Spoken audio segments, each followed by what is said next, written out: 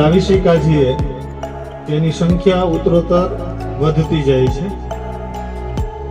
તમારી હાજરી એટલા માટે શાળામાં અનિવાર્ય છે કે શાળા જે દિશામાં કામ કરવા જઈ રહી હોય એમાં તમારી હાજરી એ કાર્યને સફળ બનાવવામાં ખૂબ ઉપયોગી નીવડે છે. તમે જોયું કે આપણે 11મું ધોરણ પહેલી જ અરજીમાં મંજૂર થઈ ગયું.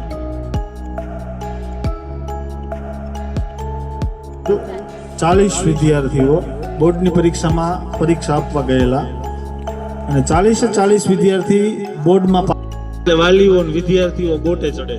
હવે શું કરવું? અને જો હું એવું માનું છું કે 12માનો વિદ્યાર્થી 12મું પૂરું કરે અને જો આખા ગામને પૂછતું હોય કે મારે શું કરવું, તો એને તો ઢાંકણીમાં પાણી લઈ અને ડૂબી જવાય. કારણ કે સોશિયલ મીડિયાનો યુગ હોય, આપણે 1800 પ્રકારની ફોનમાં રીલ જોઈ શકતા હોય, તો મારે જે બનવું હોય એના વિશેની માહિતી ફોનમાંથી ન મેળવી શકીએ.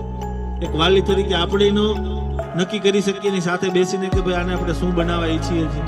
બધું જ શક્ય છે, પણ આપણામાં અવેરનેસ, જાગૃતિનો અભાવ છે. એટલે આપણું બાળક ખાલી ભણ કરે અને એનું કોઈ પ્રકારનું પરિણામ આપણને પ્રાપ્ત થતું નથી. એટલે અહીંયા હવે આજે 11-12નું ધોરણની શાળા હોય તો હવે નોકરી મેળવી શકે એવા બાળકો તૈયાર કરવાની જવાબદારી આવે આપણી શાળાની. ત્યારે બાળકને ખુદને ખબર હોવી જોઈએ કે હું છે ને 11-12 પૂરું કરીશ, પછી 12માં પછી હું કોલેજ કરીશ અથવા કોઈ એવા ફિલ્ડમાં જવાનો છું. એ ફિલ્ડમાં મારે કયા ક્ષેત્રની અંદર આગળ વધવું છે, આ બધી વસ્તુ શાળાએથી અને આ જીવનમાં જ નક્કી થવી જોઈએ.